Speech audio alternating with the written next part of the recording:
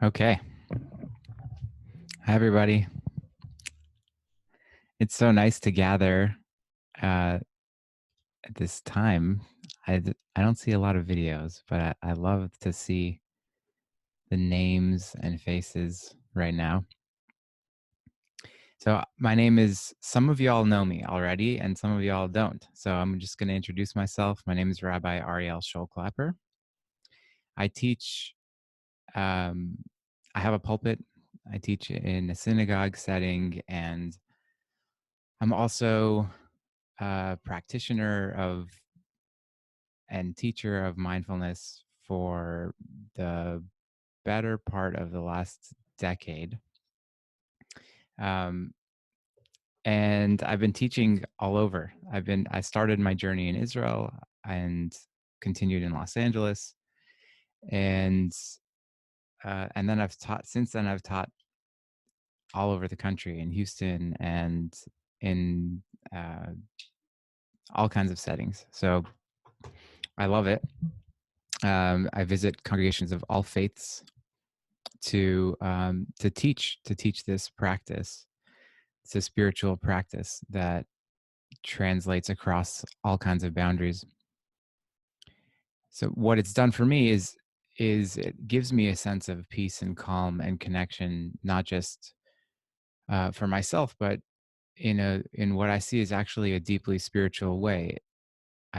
I'm able to connect and integrate my mind and my body and my soul and my spirit in a way through this practice that I didn't have before. And that helps me to thrive in my life. And it was a mistake that I came to it. I was not anticipating this as the outcome. I actually thought I was going to be sitting on a beach with an umbrella drink. That's what I thought retreat meant. But as you know, this practice is actually a little bit more work than that. And but the reward is the payoff is actually quite incredible, and that's why we keep doing it. I want to express my gratitude to a whole bunch of people today. This is the first time that we're zooming, and it's really because of a lot of people, but Doreen Batigauer Cohen, who sponsored our subscription to this platform. We couldn't have done it without you, so thank you. And Karen Hurwitz is always just working hard to make sure that we continue to meet and that this very important service doesn't go un unnoticed, and that we have continuity. So I think we thought we wouldn't have a group tonight, but we do. So that's a great thing. Thank you so much, Karen, and the synagogue as well. So thank you to the synagogue, Beth Yeshurun, for supporting us. And we're also live right now. We're live on Facebook. So there's a group called Staying Centered Through Coronavirus Fear and Anxiety. If you're interested in joining, let me know afterwards. That's hosted by my dear friend, Kaylee Zaytuni, who is just one of the most amazing humans that God has put on this planet. And I also just want to thank God right now for the ability to do this, for the group, for the awareness that we have, the ability to transform ourselves through this practice. So we'll do two practices together today. We'll do one pretty shortly, and then I'll talk about some of the themes from within our sacred tradition to help us during this time. Then we'll do a second practice.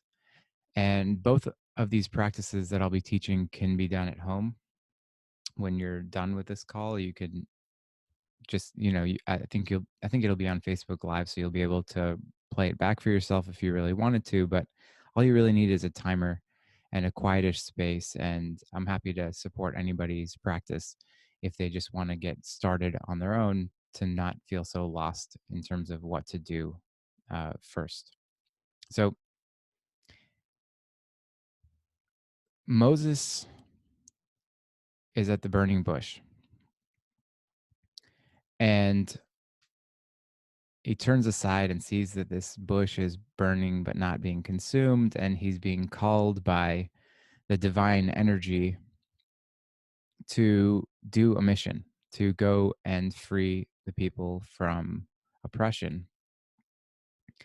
And Moses does what we do as humans. He wants to give God a name, but what name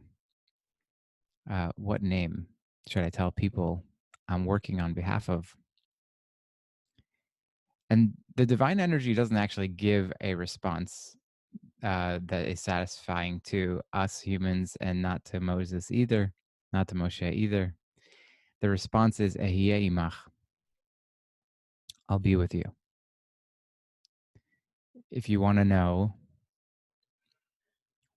what I am, just pay attention. So every time we are connected, every time we are aware, that is a moment of connection with the divine.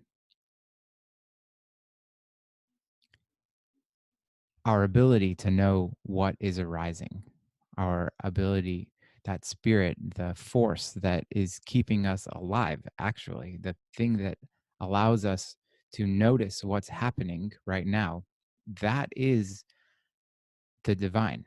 That is the thing that connects us to all other things. So that's what we have to practice. Our human distortion is to try to expand the definition beyond that. We want to know, how is it going to be in the world, and what can I get a guarantee of what the next thing will be, and if I do good, will I be rewarded, that kind of stuff. But that's not how it works. That's really just not how it works. If you want to know the divine, pay attention. Just pay attention. And that aspect of you that can pay attention is you connecting with the divine. That is all over our sacred traditions. There's a great story about the beginning of creation of humans, that the angels catch wind that the divine is going to put a spark into every human, and they get upset and they say, we can't let those humans know that they're divine. They're going to do, who knows what they'll do with that. So let's hide it. And they go through a list of places they might hide it: in the desert and in the woods and on top of the mountains, at the bottom of the ocean. And they, for each one of those, realize that eventually humans beings they're going to get it. They're going to find that eventually these humans are rascals. They'll find everything. So they said, you know where we should hide it? Why don't we hide it right inside them, a place they'll never look? Why don't we hide that divine energy, that spark, in a place where they'll have a hard time finding it, because it's right there. It's so obvious. And so that's what we practice. That's our practice. Our practice is strengthening the ability to connect with that incredible energy, to know what that force is showing us, the reality of what it's showing us. Not what we wish would be, not what we hope, but what actually is. Ehyeh imach, I'll be with you. You just have to pay attention and know that I'm with you. So this meditation is just a practice to help us do that, to connect with that over and over. And the research has shown that this particular practice that we'll do a breath practice in just a moment. We'll get started. So get comfortable wherever you are. This practice, with just 10 minutes of the practice on a daily basis, you can notice actually major shifts in your uh, your calm, in your entire body, in your mind. It actually resets the damage that is done by trying to multitask, which we know that we can't really do as humans. What we can do is task switching, which is also just not good for our minds to do. It distorts us. So this is what we're gonna do. We're gonna do a breath practice. Now, the practice, how it actually works, is not intuitive. You would think that if we are going to practice a breath practice, that we're going to pay attention to our breath, that if I'm not paying attention to my breath, then I'm not getting it right. But actually, this is a getting lost and found practice. So, doing it right, what it looks like when you're doing it right is, so we're going to pay attention to our breath. Inevitably, because we are human beings, because we have a brain that does thinking, that's what it does, is it's going to pull us away. We're going to get lost, and then we're going to notice that we are lost, and we're going to bring our attention back to the breath. And just that training, that ability to get lost, notice that we're lost, and then make the decision to come back to the breath, is actually, that is the medicine. And what I want to suggest to us is that the ability to pay attention is our divine spark. That when we are in that noticing, like even right now, just hearing, looking, seeing, noticing the other sounds around us, the ability, when we are noticing it, that's connecting with the divine spark. So the practice that we do is to over and over, return our attention to the fact that we can pay attention. It's subtle, it's right there, and it's so simple, but so hard to actually do all the time. So we practice it in a setting like this so that we can access it later when we're, you know, right now, I guess now when we're Skyping whoever we're Skyping, or on FaceTime, or on a phone call, or on a text, getting a text message we don't love to see, or watching the news, it's to go back to it there in those times, to have that wisdom that we can come back to. So here's the practice. I'll teach us the practice, and then I'll ring a bell. I've got a little bell, but I've noticed that whenever I've watched other people teach on Zoom, when they ring a bell, it kind of just, I don't know, it doesn't really work that well. So I'll ring the bell. You may not be able to hear it, because sometimes I think Zoom kind of thinks that's an extraneous sound, and it kind of filters it out. So I'll ring a bell. Hopefully we'll hear it. If we don't hear it, then I'm going to bring us in and out of the meditation anyway. And we'll sit together for 15 minutes.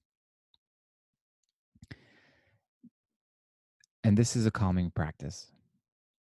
So I'm going to ring a bell, and then we'll practice together. So I invite you to close your eyes if you are comfortable doing that. And if you're more comfortable with your eyes open, I invite you to keep them open. Just keep them open, but not focused. You're not really looking. You're not using them to see anything. You're just keeping them open so that you feel comfortable with them. You know, that nobody's going to sneak up on you or something. I don't know what, or to keep you awake.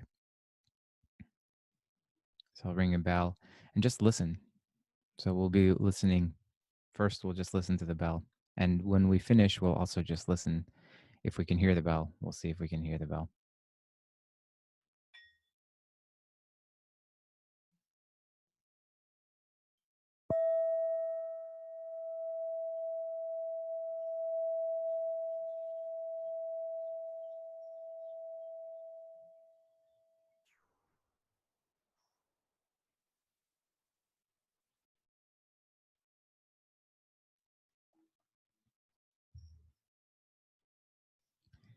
Listening now to the sounds. If we can hear outside of our house,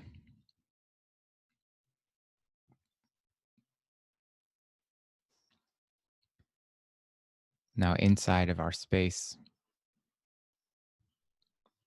wherever we're sitting. Maybe you can even hear your own body.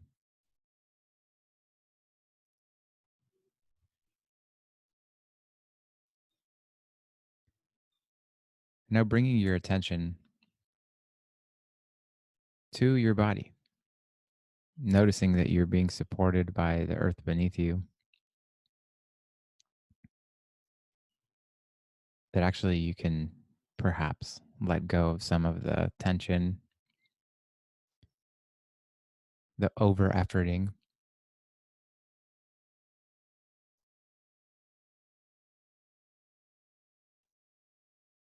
You're being held. So let's see if you can let it go. Let go of any of that extra tension in your body.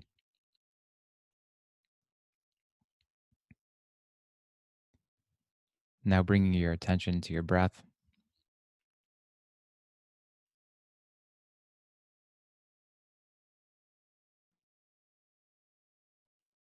See if you can notice your entire breath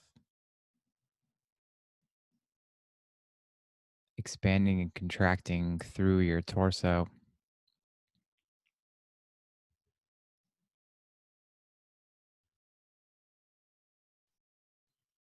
You can notice your chest rise and fall,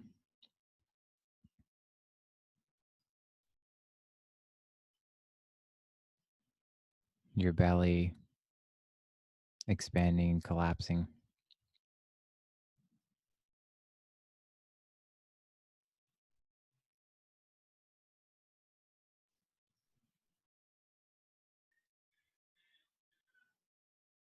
I want to invite you also to notice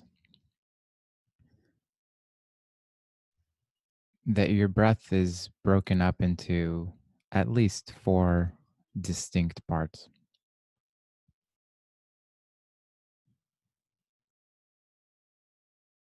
There's the inhale and the exhale,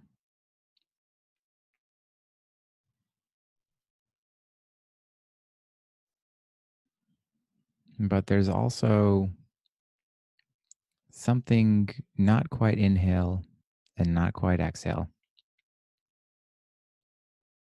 You might describe it as full, a moment when you're right in between, and the same on empty, the transition between exhale and inhale. So you'll notice the inhale, full, exhale, empty, inhale.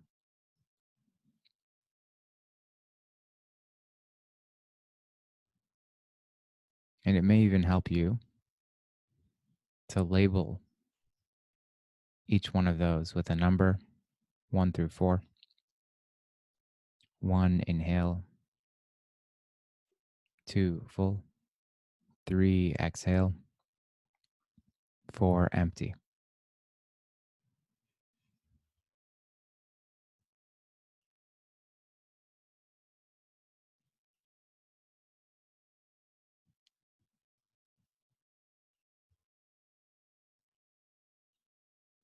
If the numbers help, great. If not, back to the breath on its own.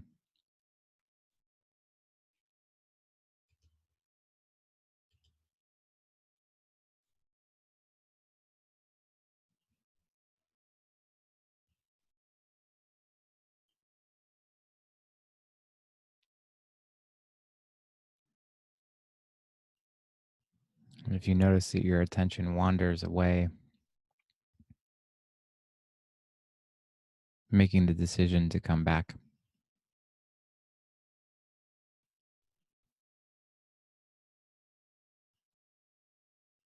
and celebrating the fact that you, at that moment of awareness, are actually in touch with your divine, the spark within you that is connected to all things.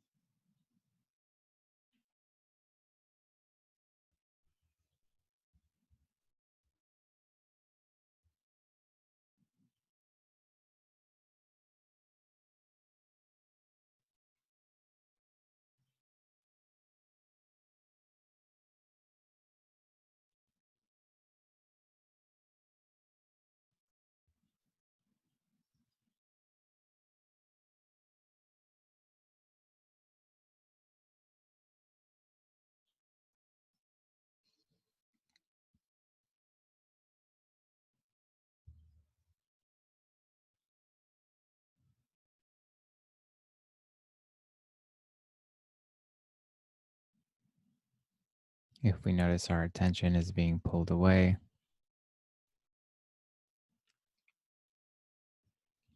just gently bringing ourselves back.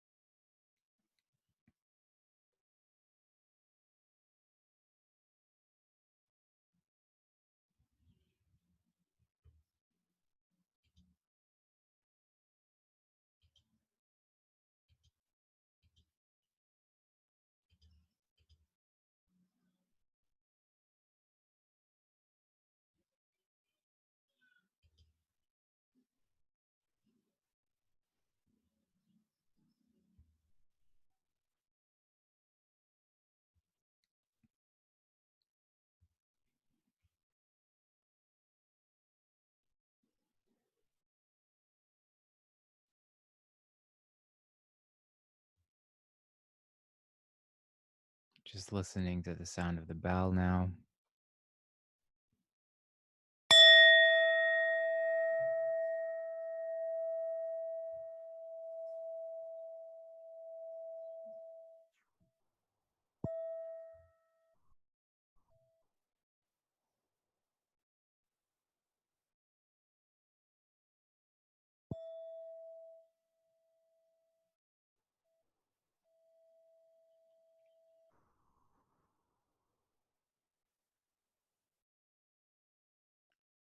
Taking a deep breath in and really taking a very slow, extended exhale.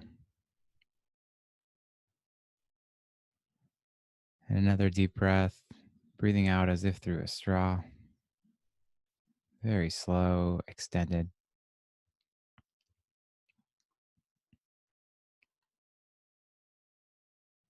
And when you're ready, wiggle your fingers and toes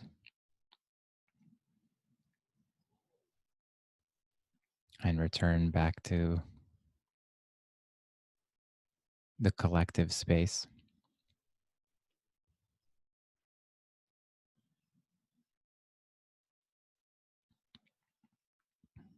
Just letting noticing how different we might feel from the beginning when we just gathered to now. It doesn't take a lot of practice to feel some yield, especially once you develop the practice, especially once you develop it. So I want to talk about three different themes here. I'm not actually 100% sure that I'm being heard, so I want to just check in to make sure that we're hearing each other. I do see a few videos. Okay, good. Thank you, Judy. um, good. So I want to talk about three things that I think are really important for this particular time that we're in, which I think is a pretty unprecedented time in everybody's uh, memory. It certainly is in mine, but I do think that the spiritual path is equipped with the answers that we need for times like these. And so I want to bring some of them forth. I want to bring some of those forth. The three I really want to talk about are interconnectivity, our inherent oneness, the power that we actually have.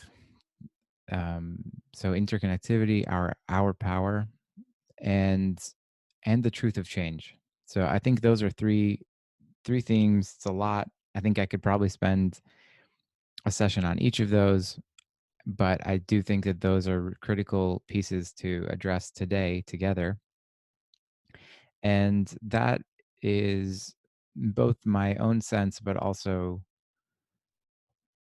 the wisdom of Sylvia Borstein, who I spoke with before teaching, deciding to teach this week, or on deciding what to teach this week. I sought her guidance, and she's in her early 80s, almost mid 80s now, I think, and she's in the Bay Area. She's been shelter in place for the last few days. So, and she's an amazing person. If you don't know her, she's amazing. So, I think the first piece of this, the interconnectivity, is really critical, and it's something that we tend to forget pretty easily. But I think the tradition is telling us, when we say the words Shema Yisrael, Adonai Eloheinu, Adonai Echad, we say, listen, Israel. The divine is above all of us. It is one. It is one. What do we mean by one? To me, it seems pretty obvious that being one means if the divine is one, then me too, and the rest of us too. There is no difference between me and you and the rest of us. That actually we are all interconnected. We are all part of one thing. There is no separate existence. And we delude ourselves, we kid ourselves into thinking that maybe we are separate. Maybe, you know, I don't know what goes on in the minds of other people. And it's true. That's true. Right. And I don't decide for other people what they will do. That's also true. But at the end of the day, we're all in the same boat. We're all we're all part of the same thing. We're all cut from the same cloth. The fact that we exist is all because of the one existence, the divine energy that is responsible for all of us being able to be alive. And in a time like this, it's really hard to avoid that, to notice that actually it's not just about me, right? We might feel like, oh, I have to just take care of myself and only myself, but we're connected to every other person. We think it's just me, just us, just our family, just our community, that we're somehow separate. But when we have times like this, it makes it really abundantly clear that there is no separation, that all of that is just an illusion. We can't get food without other people, like literally. The power is on in my house because somebody else is generating the power. It's like the internet right now is happening because there's people who are allowing, it somebody built the computer. I didn't do it. There's so many pieces of our existence that we take for granted that are way beyond us, that are way beyond any single one of us. Even the group of us together, it's beyond that. And that's what the divine is. And that is not so far from us. That actually is right here. And when we're aware of that, that we actually each have the capacity to tap into that in any given moment. All it is one breath away, not even, it's just the realization away. All we have to do is just remind ourselves, I'm part of something big, way bigger than I can even imagine for myself.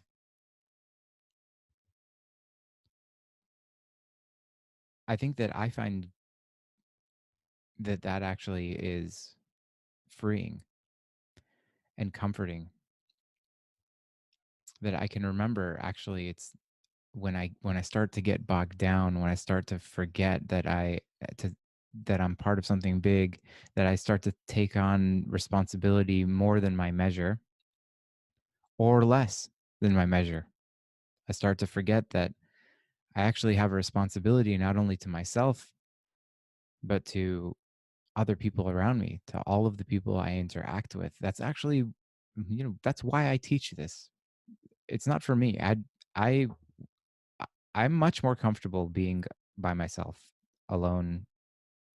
I'm an introvert. I don't need attention. I actually don't like it. And yet, I have something that can help other people. And so it's my duty to give that to other people, to pass it around, to enrich other people. And that's the second piece of being empowered. There's this old kind of like, I don't know if it's Zen or Buddha. I don't know. The story is like a butterfly flaps its wings in Minnesota, and a gale force wind is formed. It's like the ripple out effect. That's what it's trying to say. And I see that image all over the Jewish tradition too. Rambam, in his, what I think is actually possibly the most important part of his entire like legal codification of the Talmud, his Mishnah Torah. In the beginning, he says that first few chapters, the Yesodei Torah, which he calls it the foundations of Torah. I think that a lot of people skip it because they think, oh, I don't want to know the foundations. I want to know this. It's like, tell me the answer, right? But I think if you skip the foundations, like it's like trying to build a house without building first the foundation. It's like, oh, no, I'll build the roof first. Like, no, that's not how houses are built, right? Like, you have to have the foundation first. So here, one of the things he talks about is that we have to imagine ourselves at every moment as if the entire world is the deeds of the world are being weighed in the balance. That on one side of the scale are all the good things that people are doing and have done. And on the other side of the scale are all of the not so good things that people are doing and have done. And that in every moment, our job is to feel as if the entire world will be set off balance in one direction or another based on the next thing we do or say, the next way we act. And that's our job, is to tip the world to the good in every moment. And this moment is that moment. This is our time to do that. So I know that we might feel like there's nothing I can do about this virus. And that's not totally true. We do have the power. We do have a tremendous amount of power to change this world, even within the parameters we're in right now. So you can send a text message to somebody telling them you're thinking of them with a little heart emoji or a little kissy emoji, or I don't know what, just saying, I'm thinking about you. I care about you. I'm hoping you're well.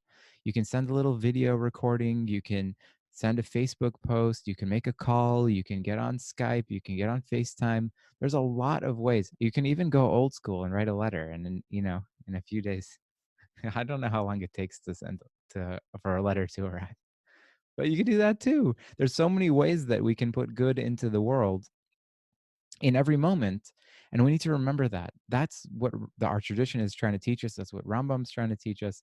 That's what I think we need to hold on to right now, to remember that actually we have great power to shift the balance of the world with every one of our actions. Just put one more positive thing into this world.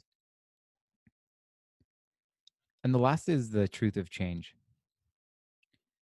That we're gathering now in Houston. We've shifted from light to dark. We've in New York, if you're in New York time or wherever you are, it's eventually going to happen in LA in a few hours. There's a bunch of people in LA, I think, on this call. The wisdom that I learned from my teacher, Rabbi Jeff Roth, of the first line of our nighttime prayer, the Mariv prayer, is Golel or mipnei choshech vechoshech mipnei or. You roll the light away from before the darkness and the darkness from before the light.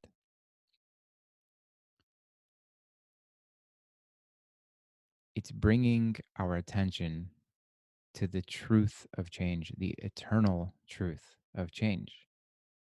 That actually, at every given moment, things are changing.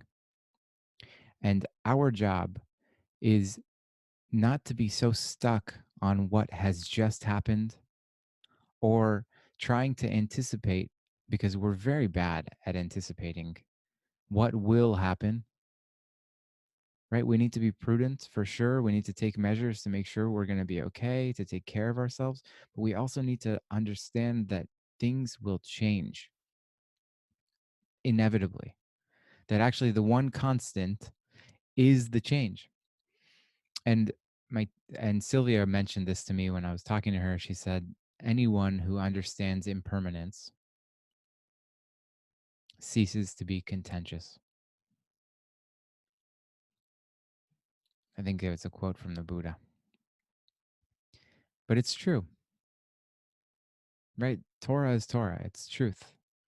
When we stop, when we embrace the fact that things will change, that is how it works. Things are going to shift. Then we can stop fighting. We can stop fighting, but we can know what actually is, and in those moments actually just be comforted by, grateful for the fact that that Ehyeh imach, that part of us that is able to exist right now is there. It's right there. The ability to pay attention, to notice what's happening, it's right there. It's one breath away, one realization away. This is what it is. This is not nobody's ideal version of the world that we're living through right now. Nobody like wishes for this kind of moment in history and time. And it is. It is what it is. It's not going to go away by me resisting it, right? It's just, so I need to just, for myself, I need to accept it and know that it's going to change, right? Just like when the sun goes down, I don't lament that it will always be dark. I know tomorrow a new day will shine. That's what it is right now. That's a tool for resilience, of an understanding that change is inevitable and continuous and will always continue to happen. So in order to support us in what I think is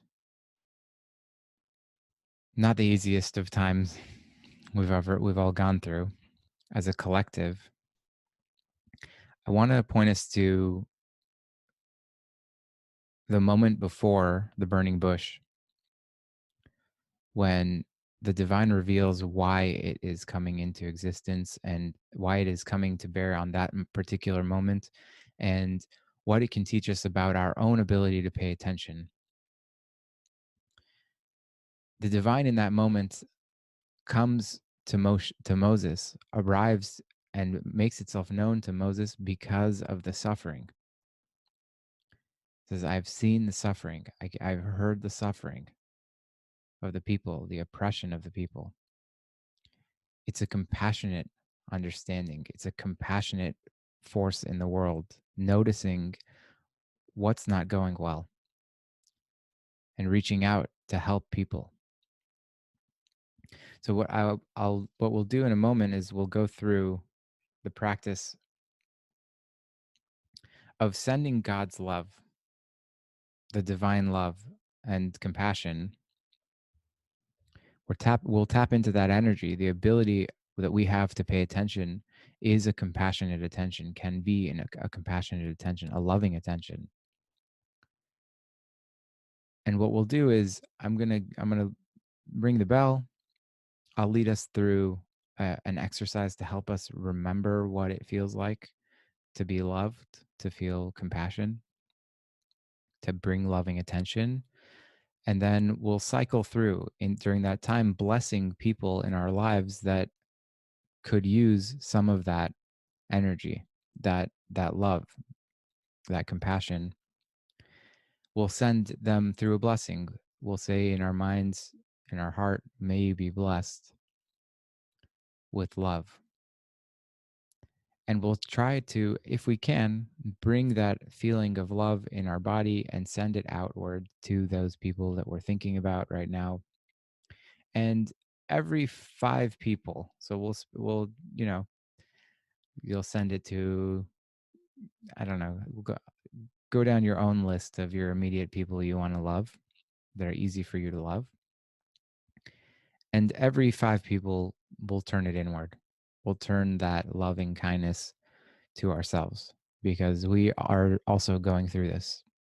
So just allowing that energy to come through. So let's do it. So get yourself ready, seated.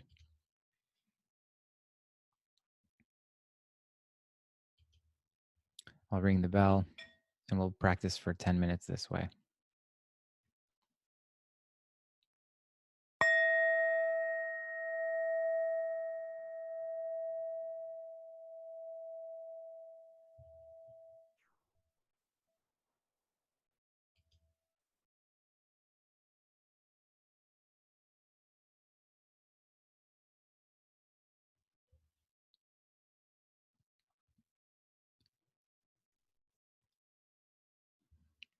We're going to use our memory now to recall a moment when we felt loved.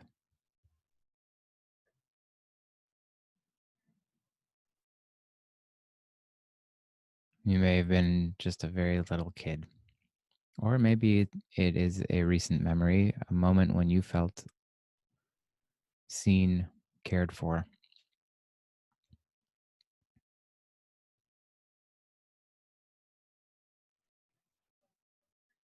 And see if you can feel what it feels like now in your body right now. What does it feel like to feel loved, to feel seen?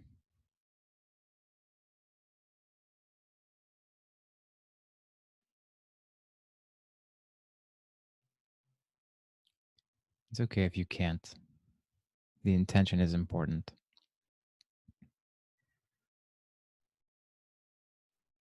And for the next 9 minutes, sending that blessing, sending that feeling out to the people you love. It could be the same 5 people, it could be a list of 100 people that will take you the duration of our time together. But pausing for each one, may you be blessed with love and sending that energy out to them,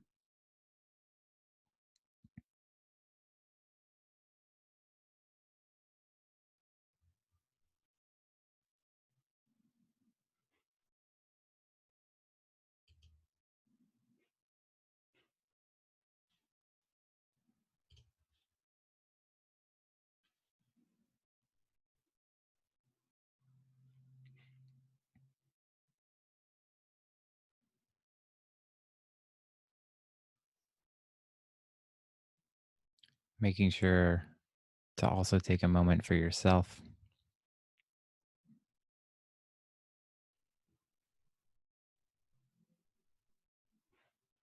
May I be blessed with love,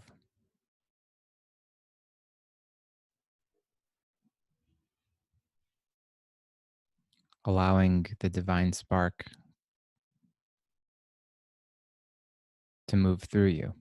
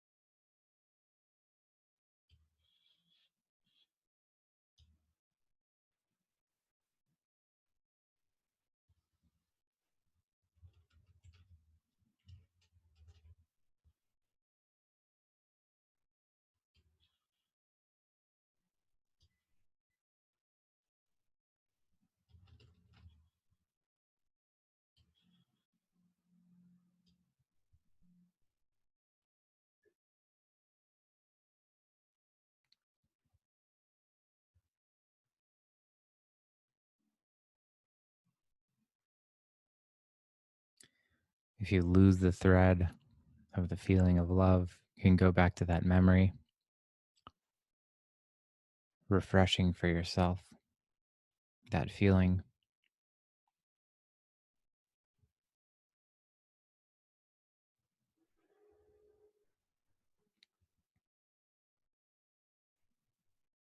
and then continuing to bless.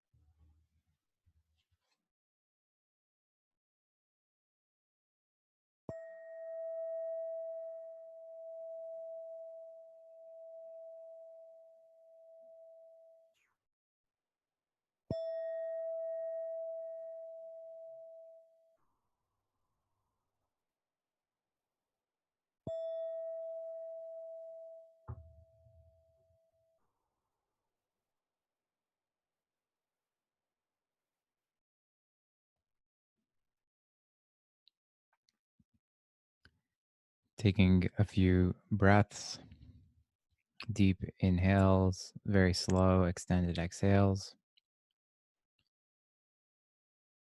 tapping into the calm that is within each one of us, tapping into the divine spark, which is within every one of us and within all things.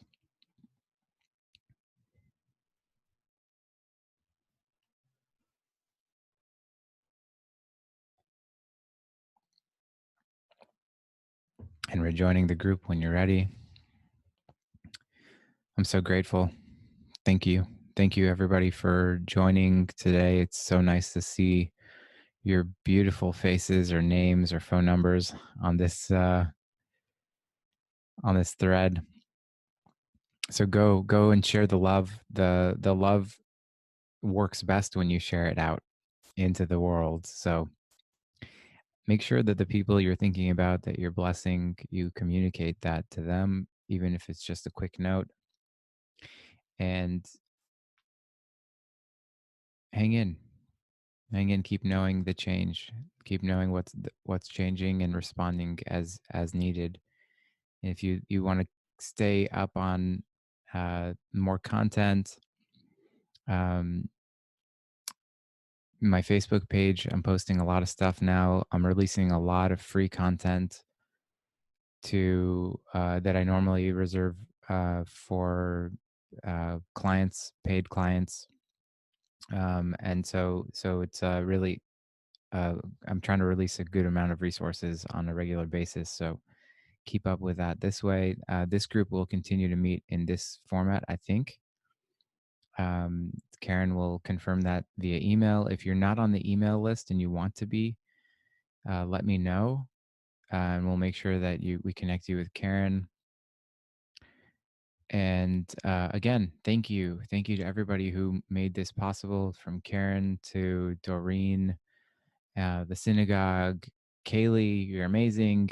And God, thank you, divine energy, for bringing us together, for helping us to maintain our spirits in this time, and to stay resilient and calm, and because that's the place from which we respond best to the world.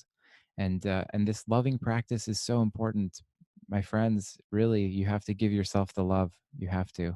um it's I know that for myself, when I feel loved, I act the best.